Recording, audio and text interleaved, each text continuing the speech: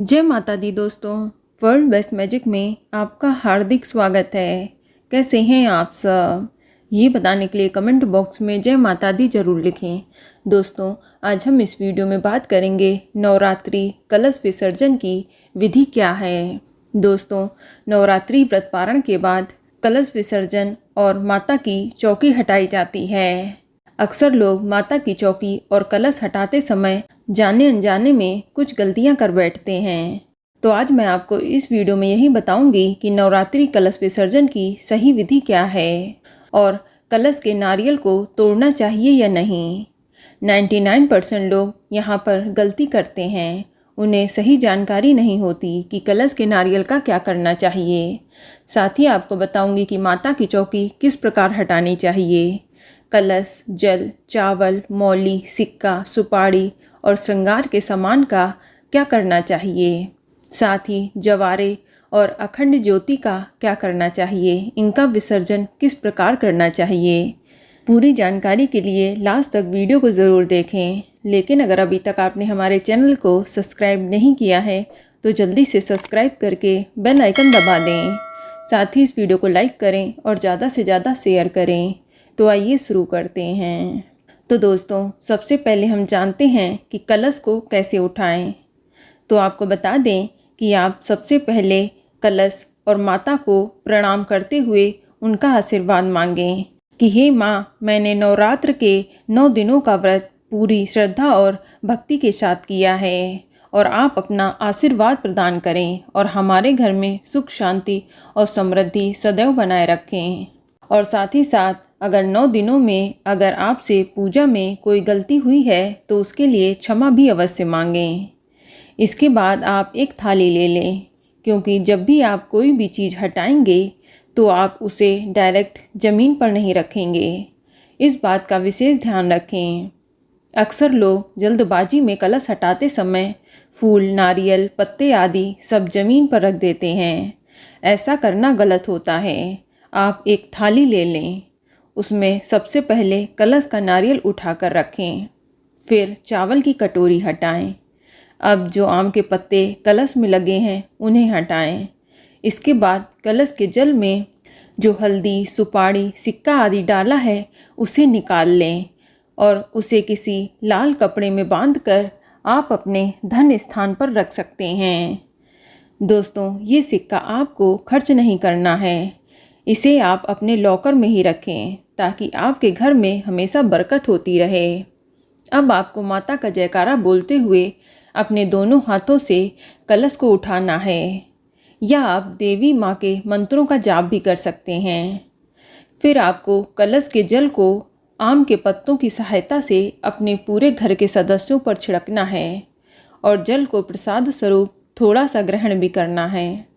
इसके बाद सबसे पहले घर के मुख्य द्वार पर कलश के जल का छिड़काव करते हुए घर के अंदर की ओर आते हुए पूरे घर में छिड़काव करना है। बस ध्यान रखें कि कलश के जल का छिड़काव आपको टॉयलेट या बाथरूम में नहीं करना है। ऐसा माना जाता है कि कलश के जल में सभी देवी देवताओं का आशीर्वाद होता है। इसके बाद जो जल बच जाए उसे आप किसी गमले में या तुलसी के गमले में डाल सकते हैं। फिर जो खाली कलश है उसके बारे में बता दूं। अगर आपका कलश मिट्टी का है तो वो विसर्जित किया जाएगा, और यदि आपका कलश पीतल, तांबे या किसी भी धातु का है तो उसे आप अपने पूजा स्थल पर रख सकते हैं और इसी कलश में दोबारा कलश स्थापना भी कर सकते हैं। अब जानते हैं कि कलश पर रखे नारियल का क्या करना चाहिए, उसे तोड़ना चाहिए या नहीं। क्योंकि कई लोगों का मानना है कि नारियल को तोड़कर प्रसाद स्वरूप खाना चाहिए, या वहीं कुछ लोग इसे विसर्जित करने की भी सलाह देते हैं। तो मैं आपको बता दूं, जो कलश के ऊपर नारियल रखा जाता है उसे श्रीफल कहते हैं। उसकी 9 दिन पूजा अर्चना की जाती है और उसे देवी लक्ष्मी का स्वरूप माना जाता है। तो फिर आप उसे तोड़कर खा कैसे सकते हैं। फिर चाहे आपने कलश के ऊपर सूखा नारियल रखा हो या फिर पानी वाला, आप कलश में रखे हुए सूखे नारियल को देवी माँ का रूप मानकर अपने घर के मंदिर पर भी रख सकते हैं और उसकी रोज़ पूजा अर्चना कर सकते हैं, या फिर अपने धन स्थान पर भी रख सकते हैं। लेकिन आप इसे घर में अगर नहीं रखना चाहते हैं तो इस देवी स्वरूप नारियल को आपको जल में ही विसर्जित करना चाहिए। आप सिर्फ उसी नारियल को तोड़कर प्रसाद स्वरूप खा सकते हैं जो आपने माता को प्रसाद स्वरूप भेंट में चढ़ाई है, ना कि कलश वाले नारियल को। कलश के ऊपर रखा हुआ नारियल हमेशा जल प्रवाही करना चाहिए। अब बात करते हैं कि आपने जो कलश में मौली बांधी है या कलावा बांधा है तो उसका क्या करें। तो आपको बता दें कि आप उस मौली या रक्षा सूत्र को माँ दुर्गा का आशीर्वाद समझकर घर के सभी सदस्यों के हाथ में बांध सकते हैं। इसके बाद जो चावल की कटोरी है उसे आप या तो किसी ब्राह्मण को दान कर दें या फिर आप पक्षियों को डाल दें। अब बात करते हैं कि अखंड ज्योति को किस तरह से हटाना चाहिए।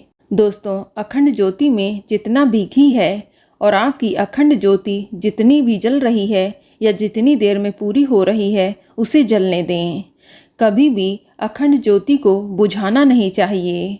उसे घी पूरा होने तक दीपक को पूरा जलने दें और उसे अपने आप बुझने दें, ना कि आपको बुझाना है। जब दीपक पूरा हो जाए और अपने आप बुझ जाए तभी आप अखंड ज्योति को हटाएं। और जो अखंड ज्योति के नीचे चावल या फूल वगैरह चढ़े हैं तो उसे आप विसर्जित कर दें। और अब बात करते हैं कि जिन लोगों ने जवारे बोए हैं उन्हें कैसे विसर्जित करना है। तो दोस्तों, सबसे पहले आप कुछ जवारे तोड़कर माँ को चढ़ा दें और उनसे प्रार्थना करें कि हे माँ, जिस प्रकार से ये ज्वारे हरे भरे रहे हैं ठीक इसी प्रकार मेरे घर में भी अन्न धन के भंडार सदैव भरे रहें। फिर आप उस जवारे को तोड़कर माँ का आशीर्वाद समझकर अपने कानों में लगाएं और कुछ जवारे आप अपने लॉकर में भी रख लें और बाकी जो जवारे हैं उन्हें जल प्रवाह कर दें। बाकी जो पूजा की अन्य सामग्री हैं जैसे फूल, माला या लौंग, सुपारी, इलायची, ये सब चाहें तो आप विसर्जित कर दें या लौंग या इलायची आप प्रसाद स्वरूप इस्तेमाल कर सकते हैं। और आखिर में बात करते हैं माता की चौकी कैसे हटाएं। दोस्तों, इसमें लोग अक्सर गलती करते हैं। वे सबसे पहले माँ दुर्गा की फ़ोटो ही उठा लेते हैं। तो आपको बता दूं कि सबसे पहले जो माता के सामने श्रृंगार की सामग्री आदि चढ़ाई है उसे उठाएं। उसे घर की कोई सुहागिन महिला माँ का आशीर्वाद स्वरूप प्रयोग कर सकती हैं या आप इसे ब्राह्मण को दान भी दे सकते हैं। फिर इसके बाद जो भी माँ के सामने फूल, माला आदि चढ़ी है उसे आप हटाएं। इसके बाद माता का जयकारा बोलते हुए माता की चौकी को अपनी जगह से हिला दें। फिर इसके बाद आप माँ दुर्गा की फ़ोटो या प्रतिमा उठाएं और उसे उठाकर अपने घर के मंदिर पर रख दें। और यदि आपने मिट्टी की मूर्ति स्थापित की है तो आप माँ दुर्गा की मूर्ति को जल प्रवाह कर सकते हैं।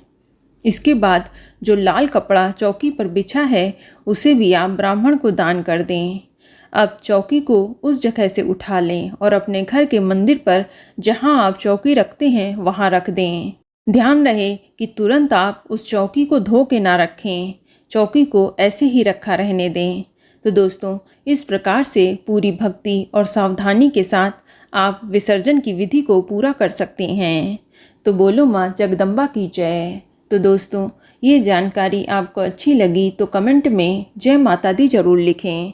और अगर आपका कोई सवाल है तो उसे कमेंट बॉक्स में अवश्य पूछ लें। और इस वीडियो को लाइक करें, शेयर करें और साथ ही साथ चैनल को सब्सक्राइब करें। धन्यवाद।